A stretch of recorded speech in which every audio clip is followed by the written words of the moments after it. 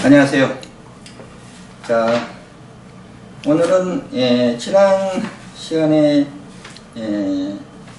율법과 그리스도의 그리스도 부분의 16페이지 위쪽 부분부터 시작하겠습니다.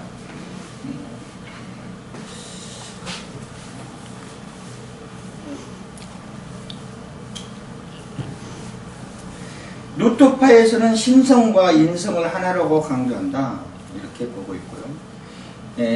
신성이 있는 곳에는 인성도 있고, 그래서 인성에 있어서는 온 우주를 충만하다. 그래서 빵 속에 그리스도 있어서 빵을 먹을 때 그리스도를 먹는 것이다 라고 루터파에서는 주장했다는 이야기입니다. 이것은 성찬식 때 이야기하는 거예요.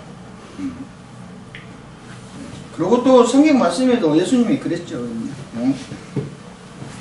빵과 포도주를 설명하면서 떡은 나의 살이고 피다, 포도는 피다라고 이야기하셨죠.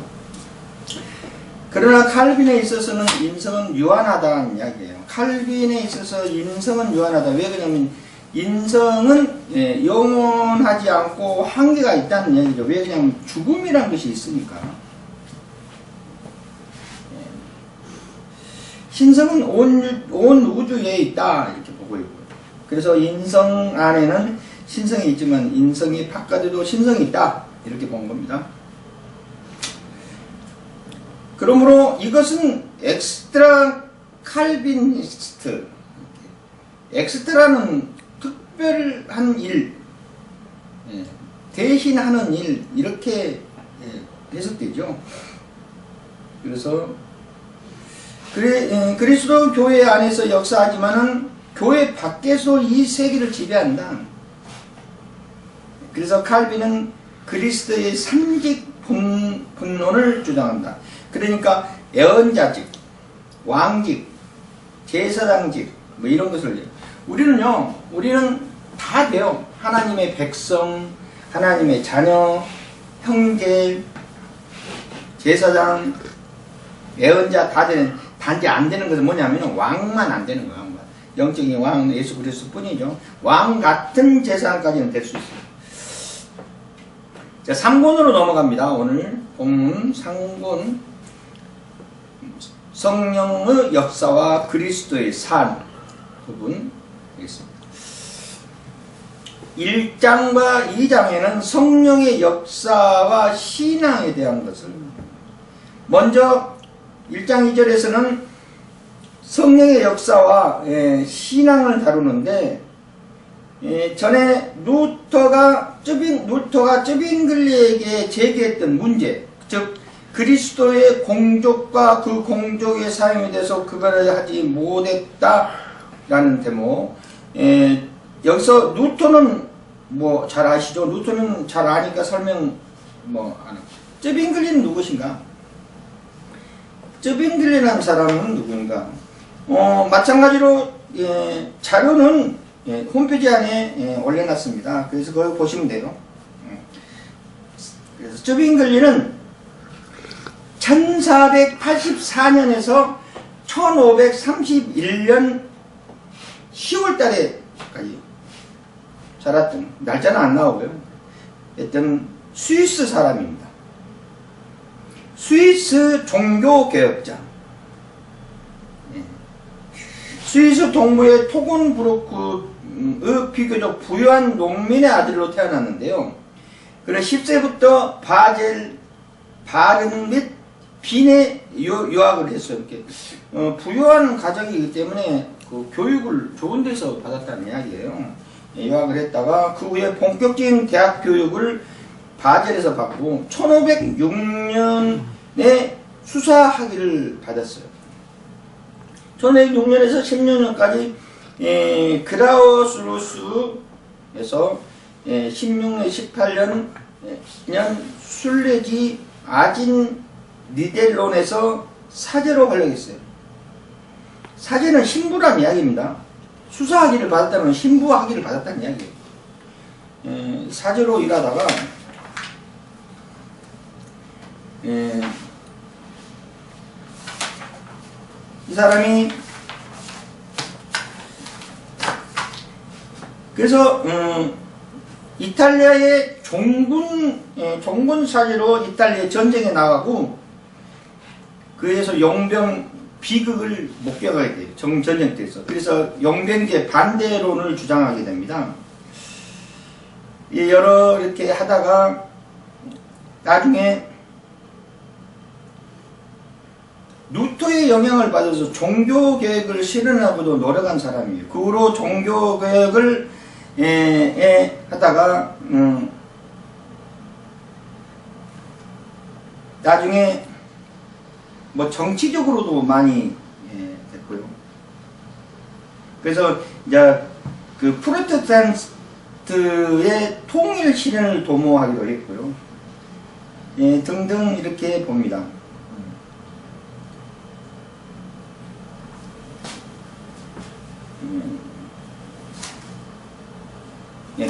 그 정도로만 알아도 돼요. 여러분 그 교재에 올려놨으니까 살펴보시면 되고요. 이 적은 일에 대해서 공부하자는 것은 아니니까. 그래서 그 그리스도의 공적과 공적의 사용에 대해서 구별하지 못했다. 마치 수온지에 물이 많다고 하더라도 파이프가 없이는 우리가 전달되지 않은 것이다. 그리스도의 공적이 우리에게 전달되는 통로가 성례인데 그 성례가 상징 것이라면 그 통로를 없애야 할 것이다 라고 주장했어요. 여기서 말하는 성례는 사실 성령의 역사를 의미하기도 해요. 사실은요. 그래서 칼빈은 이런 역할을 성령이 하는 것이라고 주장했어요. 그러니까 쯔빙글리나 루터처럼 그렇게 보지 않고 성령의 역사한 것으로 주장했습니다. 그래서 성령이 말씀 혹은 말씀의 성례를 통하여서 우리 안에 신앙을 일으킴으로써 그리스도의 공적을 전달받게 한다는 것이다. 이렇게 봤습니다. 그래서 성령의 역사는 우선 믿음을 가지고 있어야 되죠. 있어서 우리가 하나님과 함께 하시고 하나님께 역사하시고 예수님의 영접하고 예수 그리스도를 통하여서 성령 받는 거예요. 성령을 받는 건데 성령을 받으면은 성령의 역사로 모든 것을 알게 해주시고 모든 것을 인도해 주시니까 그렇다는 거죠. 좀 응용을 좀 해볼까 합니다. 우리가 한번 믿음적인 상식을 가지고 한번 설명을 해볼게요. 우리가 이 삼위일체로 입각해서 제일 위에가 성부고요. 얘는 성사, 얘는 성령입니다. 자, 우리 세 가지 시점만 한번 살펴볼까요? 이 말은 무슨 뜻이냐면은 성령에 대해서 이야기가 나왔습니다. 위격은 각자 틀리지만은 하나라는 뜻이에요. 이게 그 말이 무슨 뜻이냐? 하는 일은 각자가 조금씩 틀리지만은 원래 전체적으로 봤을 때 하나라는 이야기죠. 성부만 작게 정삼각형을 이야기하는 겁니다. 이런 삼각형이 아니고요. 성부만 쫙 위에 있고 이런 삼각형이 이게 찌그러진 삼각형이 아니고 정삼각형을 말하는 거예요. 다 똑같다는 이야기예요. 균등하다 이만 뜻입니다. 이게 한쪽만 치우치면 2단입니다. 이런 삼각형은 2단이에요. 이런 삼각형은 2단이에요. 하나님만 하나님만 높여놓고 나머지는 그냥 업신여기고 이러면 안 돼. 누구처럼 성령만 쫙 더 이렇게 해놓고 성령만 크게 만들어놓고 다른 거는 무시하면 안 돼. 그러면 다 잘못된 거예요. 똑같이 정삼각형으로 균등해야 돼. 그 레벨이 똑같아야 된다는 이야기죠. 그러나 똑같다는 이야기예요. 그러니까 하나님이나 아들이나 성령이나 똑같다는 이야기예요. 그래서 그러나 성부와 성자의 그 유격이 틀리다는데 어떤 것이 틀리냐 이것을 우리가 살펴보자는 이야기예요. 상식적으로 믿음의 상식적으로 뭐 신학적인 뒷받침을 하지 않고 믿음의 상식적으로 한번 살펴보죠. 하나님, 성부는 누가 주인공이에요? 하나님이 주인공이에요. 그렇죠? 하나님이 주인공이에요. 성부하는데, 성부하는데, 성자가 주인공이 할 수는 없잖아요. 성부하면 하나님이 주인공이지, 뭐. 물론, 태초에 말씀이 함께 계셨고, 그 말씀으로 해서 세상에 창조했다는 것은 맞는 이야기지만은, 그래도 성부하면 하나님이죠. 왜냐하면 삼위일체는 육각을 받았어요. 그러면 하나님이 하시는 가장 큰 일은 뭐죠? 하나님이 하시는, 첫째, 창조했습니다. 네, 창조했어요. 창조하고 그 다음에 뭘 하죠? 섭리하십니다. 지금까지도 운행하신다는 이야기. 네. 그 다음에 우리에게 은혜. 네. 가장 큰 일이 하나님의 은혜로, 물론 예수님의 은혜로 하기도 하지요. 그러나 예수님의 은혜라는 단어보다는 예수님의 사랑이라는 단어가 앞에 있어. 조금씩 틀려요. 그러나 우리가 보편적으로서는 하나님의 은혜로 예수님과 함께 한다까지 해야죠. 예, 그렇게 가죠. 그래서 이 세 가지 목표로 갈 때 창조하고 지금까지 운행하시고 섭리하신다. 그리고 하나님의 은혜 속에서 본다는 이야기죠. 섭리 속에는 성경에 있는 계시 들어있어요. 창조 속에는 역사가 들어있고요. 은혜 속에는 사랑이 동반되죠. 이렇게 돼갑니다. 네, 조금씩 그래요. 성자는 뭐예요? 성자는 예수님은 뭐예요? 여기는 주인공이 예수 그리스도예요. 쓰고 예수님은 뭐죠? 예수님은 구원의 예수님입니다. 구원자, 메시아라는 뜻이에요. 메시아라는 뜻이고요. 그 다음에 부활의 예수님이에요. 부활하셨어요. 영생했다는 영생의 예수님입니다. 영생, 사랑. 율법을 완성시켰죠. 율법을 완성시켰어요. 이렇게 틀립니다. 사실. 성령의 주인공은 성령이에요. 그 상태. 성령님께 하시는 일은 뭐죠? 성령님께서 하시는 일은 우리를 역사하시는 겁니다. 성령의 역사로 성령의 역사로 역사하시고 우리를 인도하시는 거죠. 그 다음에 충만하게 합니다. 성령님께서 우리를 충만하게 하셔요. 믿음으로 가게 만들죠. 믿음으로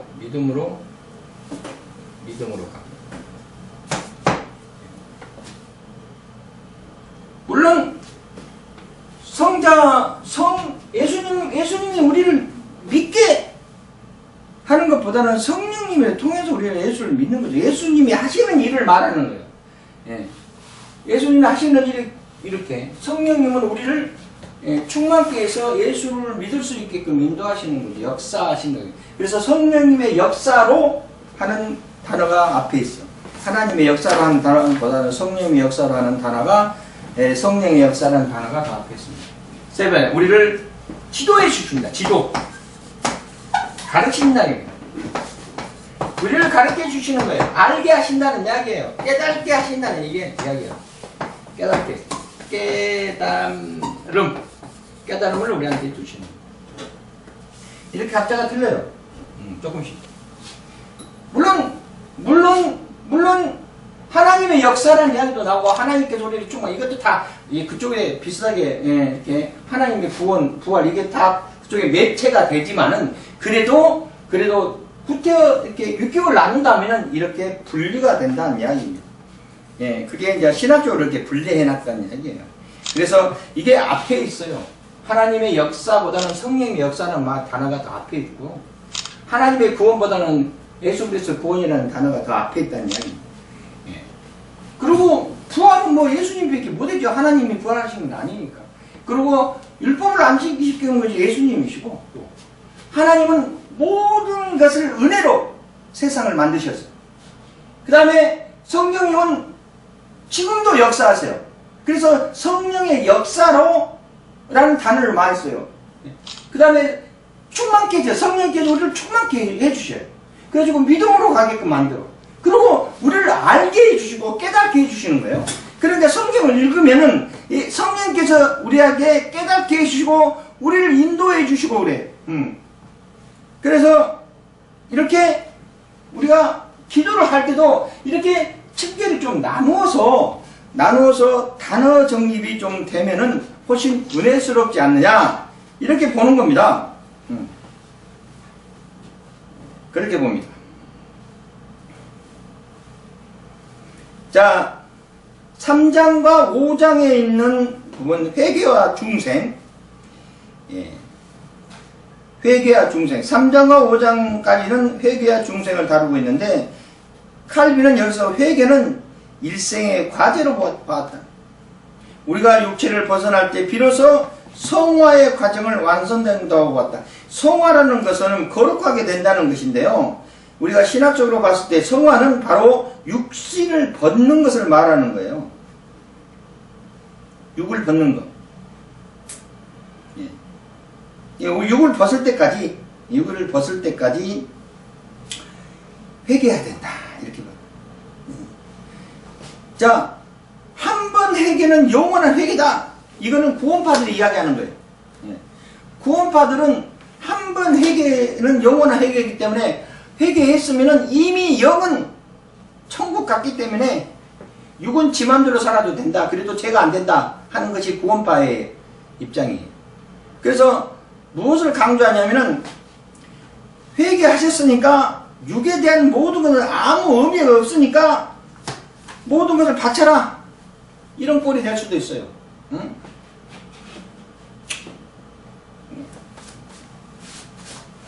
우리는 회개는 계속 해야 되죠. 회개는 죽을 때까지 해야 돼요. 왜? 우리는 완성된 자가 아니잖아요. 우선 우리는 완성된 자가 아니에요. 우리는 피조물입니다. 피조물. 스스로 된 자들도 아니고 완성된 자들도 아니기 때문에. 그리고 또 문제는 뭐냐면은 지금이 세상 권세가 장악하고 있는 때예요. 그래서 우리는 주 안에 들어야만이 돼. 그래야만이 자유함을 얻을 수 있어요. 주 밖에 있으면 마귀사탄이 채가는 꼴이 된다니까. 왜? 세상 권세가 장악하고 있기 때문에. 주님이 오시려고 이 문제가 해결하지 않는 이상은 우리는 죄성 아래에 있는 거예요. 그래서 우리는 믿고 부지런히 믿음을 이루고자 애를 쓰면서 구원받았다고 확신을 가지고 나아가고 주 안에 거하면서 이렇게 해야지. 안 그러면은 큰일 난다니까. 그래, 우리는 그래서 어차피 세상 속에 같이 공유하고 살아가기 때문에 우리가 죄 질 수도 있어요. 예. 그러면은 그때마다 우리가 구약처럼 그냥 그때마다 죄를 지으면 비둘기 잡고 소 잡고 그러지만은 지금은 그때마다 이 죄를 지면은 지금까지 하나님의 일에 해방된다든가 하나님의 일을 이렇게 하다가 뭐 이렇게 된다든가 잘못된 것이 있으면은 그때마다 기도하고 예수 그리스도 이름으로 아멘 하면서 우리는 회개해요. 회개해야 돼.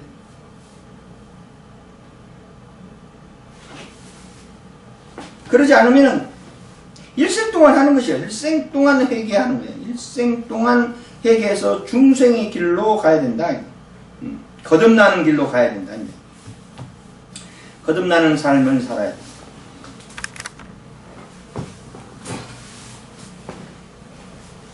우리는 항상 깨끗한 심령으로 나아가야 돼. 그래서 우리는 회개하고 항상 중생의 길로 나아가야 돼. 항상 믿음에 이루게끔 열심히 하면서. 그래서 회개의 중생을 다루고 있는데 이것은 칼빈이 여기서는 회개는 일생 동안은 하는 것으로 봤다. 이렇게 봅니다. 성화될 때까지 해야 된다. 회개를 해야 된다는 이야기예요. 네. 회개는 다시 돌아온다는 뜻이에요. 깨닫고 돌아온다는 뜻이에요. 왜 이러지? 하다가, 아, 그렇구나 하는 것이 회개입니다. 예. 왜 그러지? 하다가, 아, 그렇구나 하고, 예. 아담이 선악과를 딱 먹었을 때,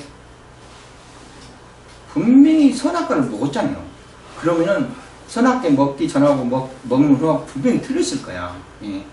먹기 전에 모습하고 먹고 나서 느낌이 분명히 틀렸을 거예요. 분명히 선악과를 딱 먹었으면 큰일이 일어난 거죠. 그렇죠. 뭘 느꼈을까요?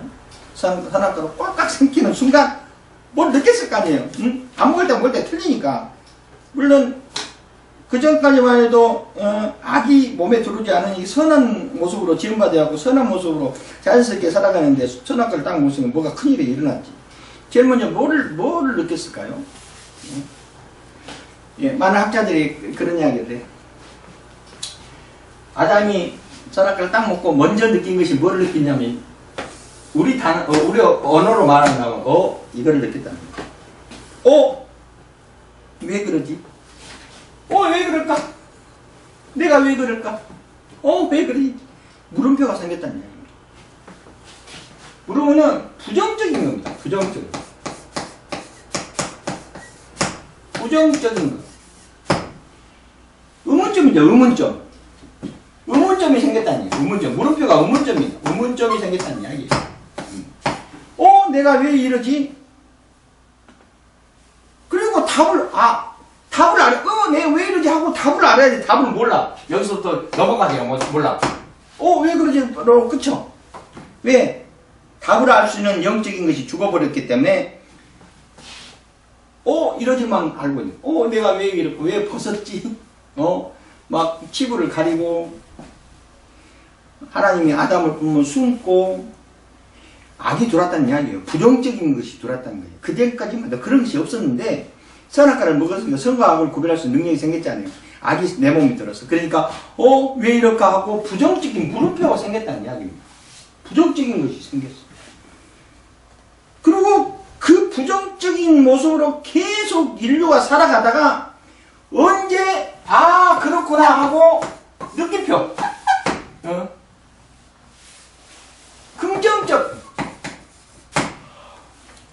긍정적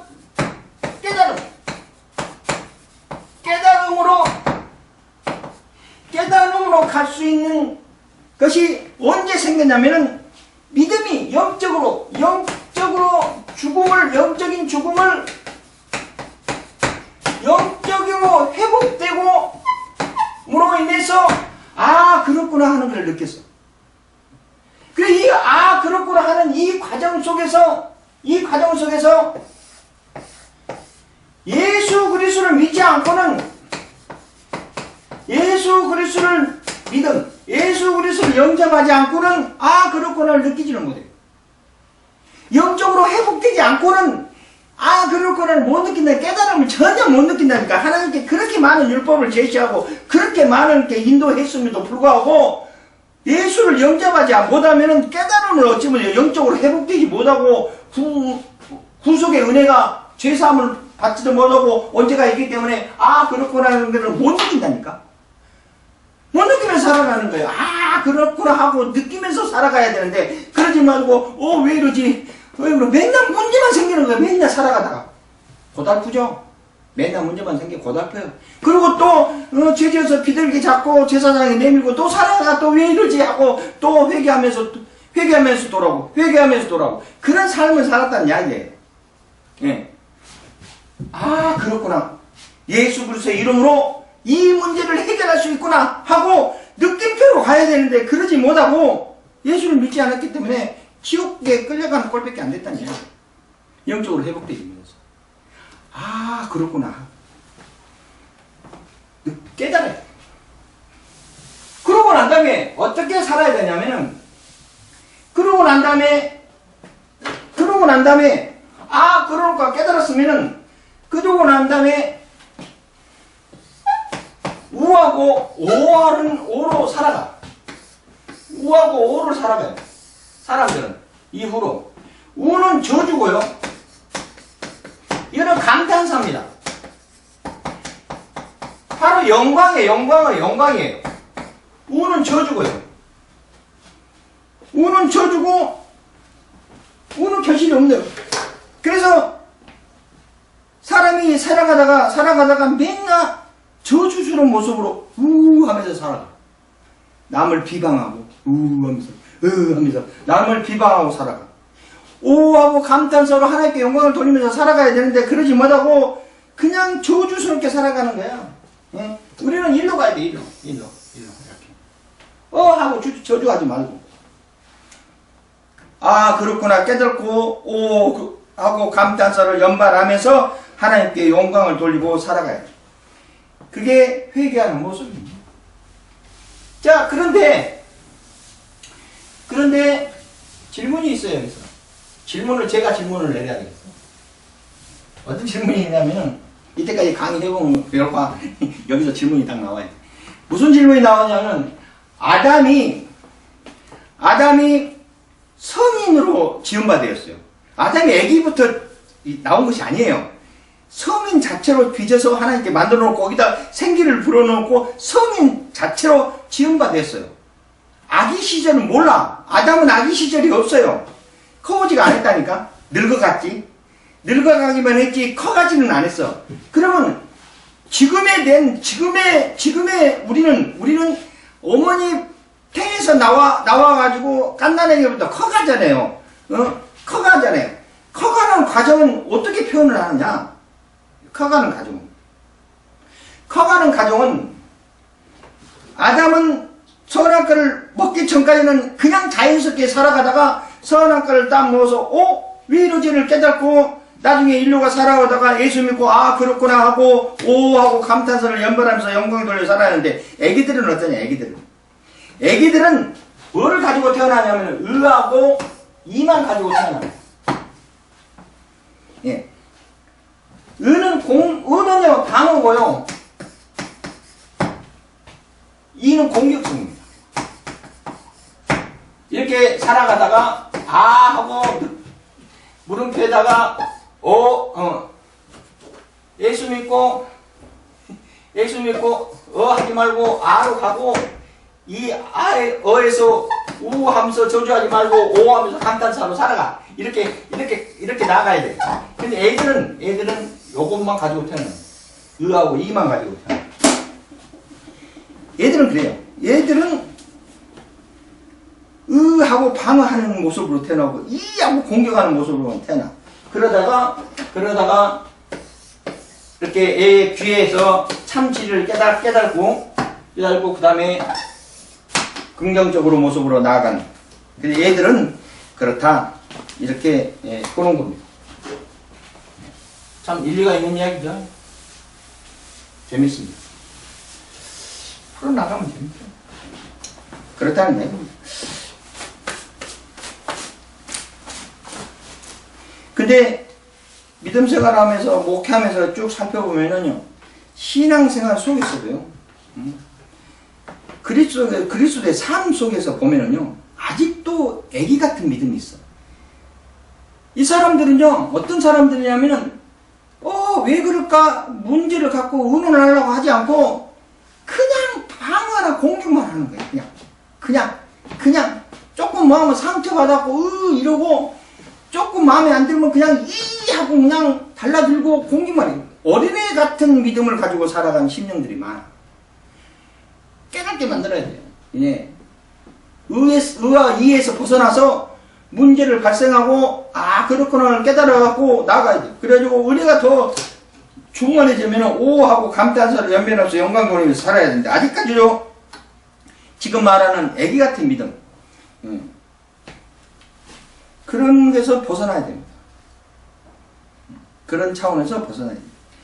자, 그러면은 과연 6장 10장에서 나오는 것처럼 그리스도의 삶은 어떻게 살아가야 되는가? 애기 것처럼 하고 이해만 하지 말고 그리고 깨달음을 얻어서 하고 감탄사를 남발하면서 살아가는 그런 모습으로 살아가야 되는데 그러면 칼빈이 보는 그리스도의 삶은 무엇인가?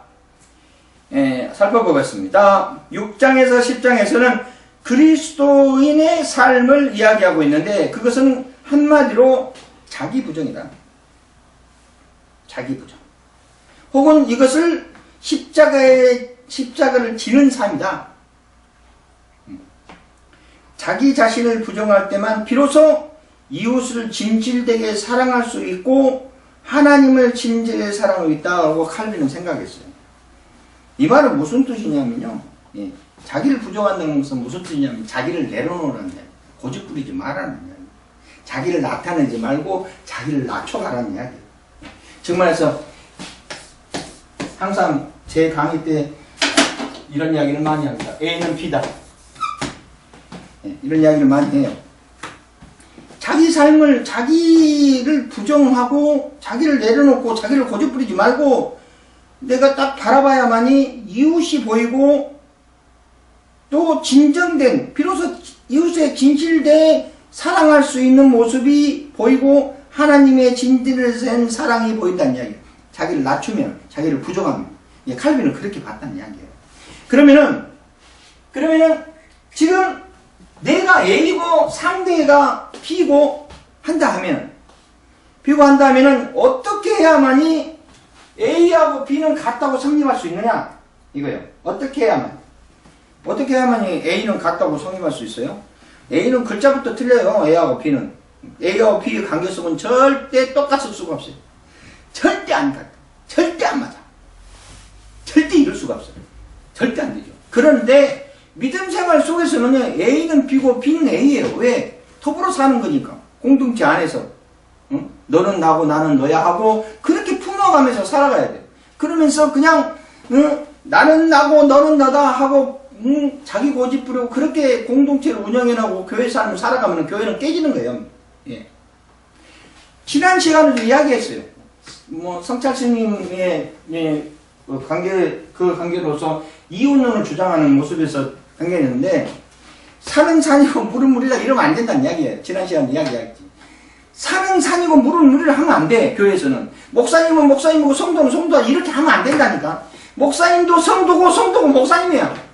똑같이 같이 그냥 합쳐서 그냥 니도 나고 나도 니라고 살아가야 공동체 삶을 운영하고 있어. 목사님 목사님이고 성도는 성도다 이렇게 하면 안 된다는 이야기. 그러면 공동체가 운영은 나갈 수가 없어요. 그렇게 되면 안 돼요. 목사님은 목사님이고 집사님은 집사님 이러면 안 돼. 예, 똑같은 거예요. 그래서 왜 그렇게, 왜 똑같은 것을 유지하면서 살아갈 수밖에 없냐면은, 우리 공동체는, 우리 교회의 믿음 생활의 공동체는 A하고 B를 인정을 해야 돼요. A가 B를 받아주려면은, 그를 인정해주고, 그를 사랑하고, 그를 믿음 속으로, 이 삼위일체론을 비추어서 지난 시간에 이야기해서 더 이상 이야기를 않겠습니다. 그러나, 그렇게 해야 돼요. 나를 비우고, 그를 받아와야 돼요. 그래서 내 마음속에 들어와야 돼요. 예. 그걸 우리 인간 매체에서 그게 가능합니까? 절대 가능할 수가 없어요. 내 사람을 못 만든다니까. 그 사람의 마음도 모르고, 그 사람이, 내가 그 사람 마음을 안다고 해서 그 사람이 나를 받아들이지도 않아. 그러니까는 같은 뜻으로 못 가는 거예요. 같은 뜻으로 갈 수가 없어. 절대로. 이것이 이렇게 같이 하려면은 오로지 성령의 역사만 가능한 거예요. 성령의 역사로 같은 뜻을 이루어야 돼요. 예. 그렇게 해야만이 가능해요. 그러지 않으면은 전혀 안 됩니다. 그래서 성령의 역사로 A하고 B는 같다 하고 교회를 운영하고 믿음 생활을 하고 그렇게 살아가야 돼요. 그래서 우리는 날개를 가진 사람입니다. 천사의 날개를 같이 품고 가야 돼요. 나를 지금 칼빈이 이야기했지.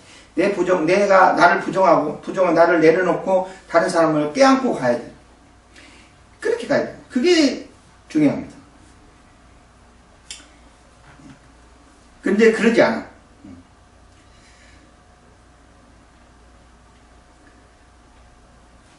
자, 고린도 성경 말씀 하나 보려고 그래요.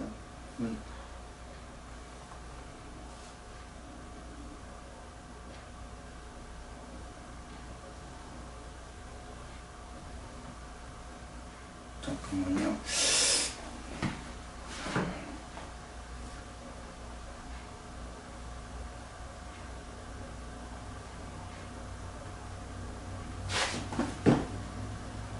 1장인가?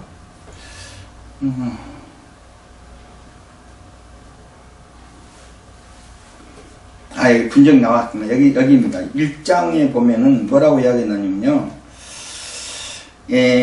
고린도 교회에서 분쟁이 생겼어요. 분쟁이 생겨갖고, 막 분파가 나죠. 대바파, 바울, 원파, 막 이렇게 분쟁이 생기니까, 이제 사도 바울의 편지로 그 분쟁을 잠재우기 위해서 편지로 이제 분쟁에 대한 것을 이야기하는 내용입니다. 그래서 뭐라고 이야기하냐면, 형제들아, 근로의 지편에서 너희의 말을 내가 들었다. 너희 가운데 분쟁이 있다는 것이다. 해가지고 뭐라고 이야기하냐면은 10절에 보면은 형제들아 내가 우리 주 예수 그리스도의 이름으로 너에게 권하노니 모두가 뭐를 했어요? 같은 말을 했다는 얘기예요. 모두가 A와 B가 뭐를 했냐면 같은 말을 하고 너희 가운데 분쟁이 없이 같은 마음과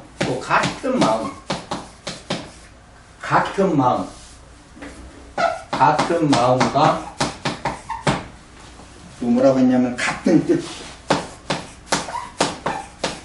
뜻으로 뭐냐면 합하라고 했어요. 합하라. 그러니까 A하고 B를 나누지 말고 A하고 B가 같다고 같은 마음과 같은 뜻과 같은 마음과 같은 말로 합하라. 그렇게 편지에 썼어요. 이 말이 무슨 뜻입니까? 이 말이 무슨 뜻이에요? 편지라는 것은 길게 문장을 늘어뜨려 놓고 쓰는 것이 아니에요. 편지라는 그 속성이. 그냥 요점만 가리키고 편지를 쓰는 거예요.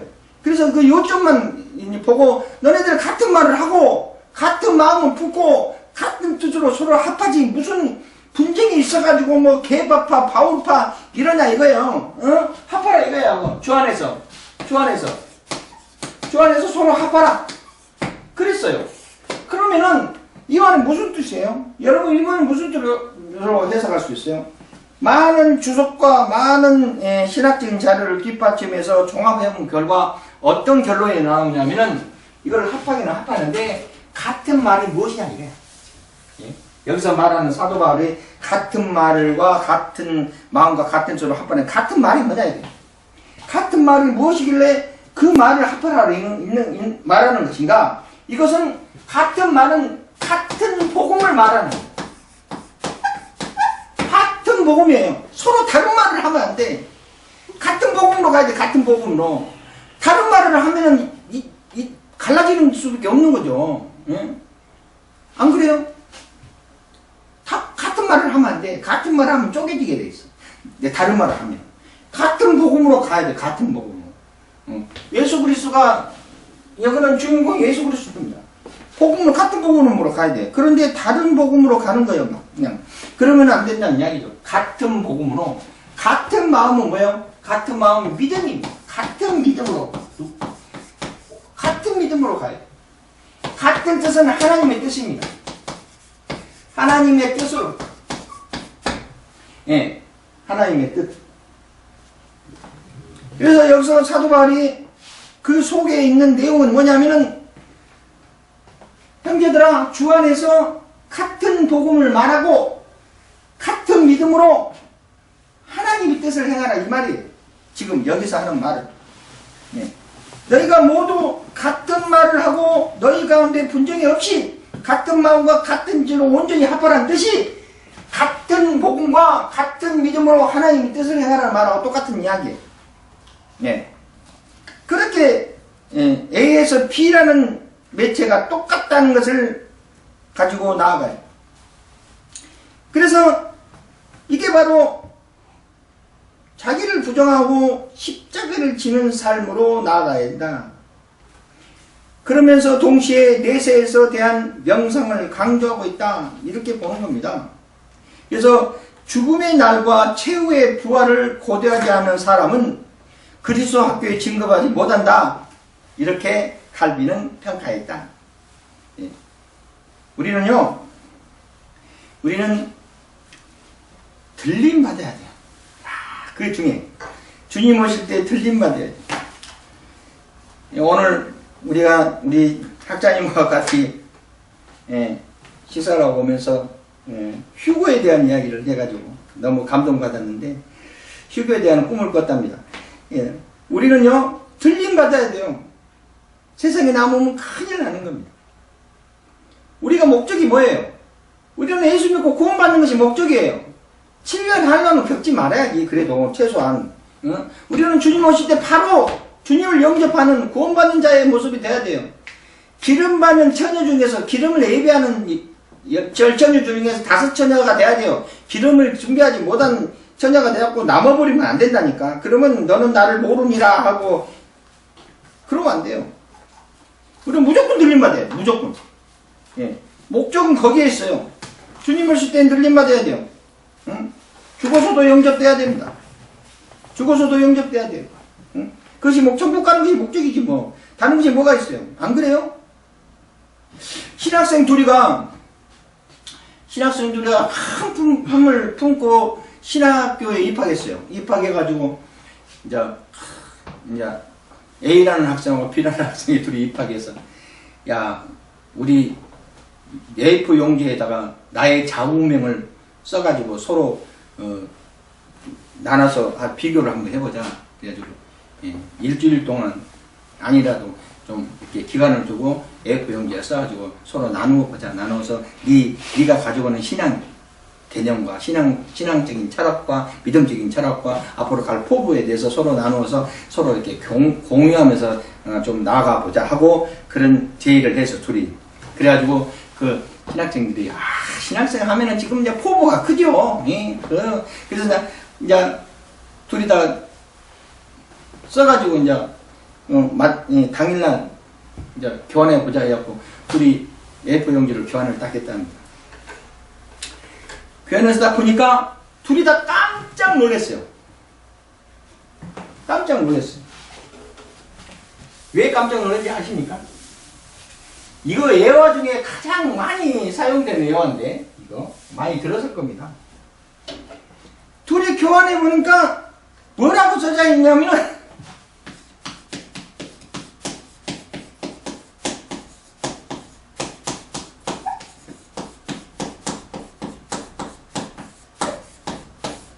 이라고 써졌답니다. 둘이 다 교환해 예수 믿고 구원받으라고 써있어요. 둘이 다. 그래서 왜 이렇게 나하고 똑같은 생각을 해봤어? 그랬더니 한 학생이 내가 신학을 공부해서 마쳤고 목사가 되었고 큰 교회를 운영하고 대부흥 강사가 되고 막 그렇게 되기 위해서 나는 뭐를 공부하고 뭐를 어떻게 하고 쫙 쓰다 보니까 결론적으로는 하나더라 이거예요. 응? 이거 하지 않으면 아무 의미가 없다는 이야기죠. 예수 믿지 않고는 아무 의미가 없다는 거예요. 예수 믿으려고 여기 나와서 공부하고 또 예수를 믿게 만들고 전파하기 위해서 여기 나와서 공부하고 구원받자는 것이지 무슨 아무 의미가 없더라는 거예요. 오로지 이거더란 이야기죠. 또 한 학생은 내가 공부를 열심히 하고 신학박사가 돼갖고 그냥 대인류의 대신학자가 돼서 어쩌고저쩌고 하다가 결론적으로 보니까 이거더란 이야기. 이겁니다. 여기서 더도 빼고 덜도 빼지 말고 반드시 이겁니다. 우리는요 구원받지 못하면 아무 의미 없어요. 주님 오실 때 들림받지 못하면 아무 의미 없습니다. 이때까지 믿음 생활을 어떻게 했는지는 모르겠지만 하다가 주님 오실 때 낙오되고 7년 한번 겪고 포도같이 이삭 죽기로 그냥 예수는 아니까 그래도 이삭 죽기에서 그냥 가고 그냥 들림받지 못하고 낙오돼가지고 그냥 죽어도 죽지 못한 세상에 살아가면서 그럴 필요 절대 큰일이죠. 우리는 무조건 들림받아야 돼. 무조건 영접돼야 된다. 최후의 부활에 동참해야 돼요. 그러지 않으면 안 됩니다. 칼빈도 그렇게 봤다는 이야기예요. 이 세상에 있는 모든 종교의 고난은 우리 신앙을 위한 하나님의 단련된 것이다. 단련 생활이다. 이렇게 봤어요. 사랑하는 사람이 죽는다든지 재물이 소멸된다는 것을 통하여서 인간의 재물이나 이 세상에 대한 관심의 내세에 대한 관심으로 돌려진다는 것이다. 내세는 뭐냐면 죽고 난 후회를 말하는 거고요. 소멸은 중요한 것이, 소중한 것이 줄어든다는 뜻이죠. 그래서 그러면서도 칼빈은 두 가지 극단적인 입장, 극단적인 금욕주의, 즉 금욕을 위한 금욕주의를 거부했다는. 그렇게 그럴 필요는 없다. 또한 세상의 즐거움에 탐해가는 것도 거부했어요. 너무 낙관적이고 그런 쪽으로 가는 것도 너무 폐쇄적이고 이런 것도 싫고 너무 흥청흥청하는 것도 거부했습니다. 중용된 삶을 살기. 중용된 삶이라는 뭐냐면 가치 있는 삶을 말하는 거예요. 지나치게 욕심도 없고 모자람도 없는 그런 삶. 어느 한편으로 치우치지 않고 그냥 평범하게 살아가는 삶을 말하는 거예요. 여러분들이 지금 믿음 생활하면서 쭉 살펴보면은 하나님의 역사함에 있어서요, 내가 그러시다면은 부족하지도 않고 넘치지 않고 찬양하게 살아갈 겸 하나님 역사하셔요. 부족하면 시험 들고 넘치면 실수할까봐 찬양하게 하나님께서 채우면서 인도하셔요. 그렇게 생각되지 않습니까? 그런 생각 안 들어요? 그런 생각 들어요. 사람들은 다 그렇게 생각하고 살아가. 자, 그래서 하나님이 주신 것을 감사하며 살아야지만 자기를 타락할 정도로 해서는 안 된다. 칼빈은 사랑을 위한 금욕주의를 이야기한 거예요. 절제해서 이웃을 위해서 살아야 한다. 이렇게 보고 있고요. 그 다음에 11장, 12장 신앙의 의인과 그리스도인의 자유. 이 부분은 우리가 다음 시간에 하고요. 그 다음에 여러분들이 다음 시간을 위해서 성경 말씀을 좀 찾아서 읽어보고 오세요. 하박국 2장과 2장 4절, 로마서 12장 17절, 그 다음에 히브리서 10장 38절. 숙제입니다. 이거 잘 읽어서 잘 숙지해갖고 오세요. 다음 시간에 여기에 대한 강의를 하겠습니다. 수고하셨습니다.